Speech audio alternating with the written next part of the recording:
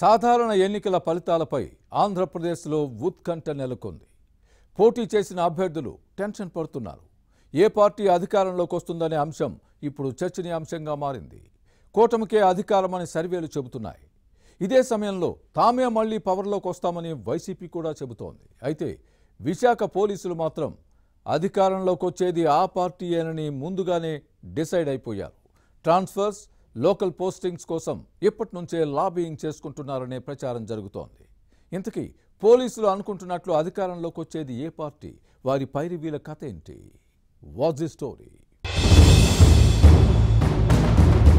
Polling పూర్తయి ఫలితాల కోసం అందరూ ఉత్కంఠతో ఎదురు చూస్తున్న సమయంలో విశాఖ పోలీస్ అధికారులు స్టైల్ మార్చారు. ఇంతకాలం అధికార పార్టీ నేతలతో అంటగాగిన అధికారులు ఏ పార్టీ అధికారంలోకి వస్తుందోనని కొందరు టెన్షన్ పడుతుంటే మరికొందరు కూల్గా ఉన్నారు. ఆంధ్రప్రదేశ్లో కూటమికే అధికారమని సర్వేలన్నీ ఘోషిస్తున్నాయి. మరోవైపు అధికారం నిలబెట్టుకుంటామని వైసీపీ నేతలు చెబుతున్నారు. విదేశీ పర్యటనకు వెళ్లే ముందు ఐపాక్ టీంతో భేటీ అయిన సీఎం జగన్ మరోసారి తానే సీఎంగా విశాఖలో ప్రమాణ స్వీకారం చేస్తానని చెప్పిన విషయాన్ని గుర్తుపెట్టుకోవాలి. ఈ తరుణంలో విశాఖ పోలీసులు మాత్రం అధికారంలోకి వచ్చే పార్టీపై డిసైడ్ అయిపోయారట. దీంతో వారి అత్యుత్సాహంపై అదే శాఖలో చర్చనీయాంశంగా మారింది. ఇంతకీ ఆ పోలీసులు ఏం డిసైడ్ అయ్యారు?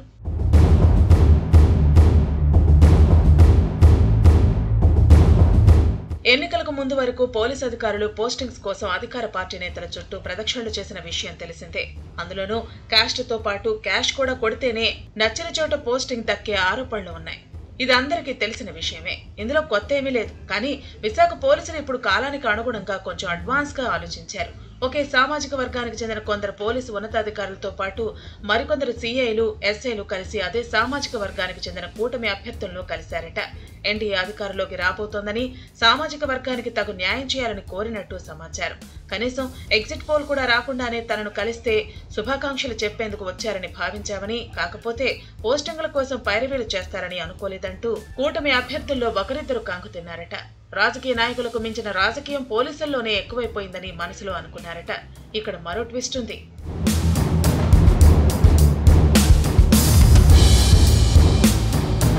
తామంతా ఒకే సామాజిక వర్గానికి చెందిన వ్యక్తులమని చెప్పి మీరు రాజకీయాల్లో ఉంటే తాము ప్రభుత్వ ఉద్యోగంలో ఉన్నామని కాకపట్టే ప్రయత్నం చేశారట.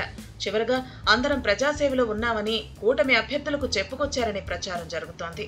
మన సామాజిక వర్గానికి మనమే సహాయం చేసుకోవాలని ఓ ఉన్నతాధికారి కోరారని సమాచారం. వైసీపీ ప్రభుత్వంలో కీలక పోస్టింగ్లు అనుభవించారు. ప్రతిపక్ష నేతలపై కేసులు బనాయించారు. సర్కార్ ఆదేశాలతో విపక్షాలను అణగదొక్కాలని ప్రయత్నించిన పోలీసులే ఇప్పుడు వారిని దువ్వే ప్రయత్నం చేస్తున్నారు. ప్రభుత్వం మారుతుందన్న సంకేతాలు అందటంతో కులం పేరుతో రాజకీయానికి తెరలేపడం అసలైన ట్విస్ట్. దీంతో కూటమి అభ్యర్థులు సైతం అవాక్కయ్యారట.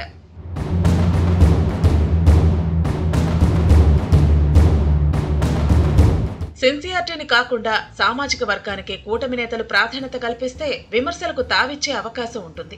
వైసీపీ ప్రభుత్వంలోనే కీలక పదవులు అనుభవించి చివరకు వారికే పక్కలో బల్లెంలా మారిన పోలీసుల తీరు రాజకీయ నాయకులకు గుణపాఠం కావాలని వీరే చర్చించుకుంటున్నారు.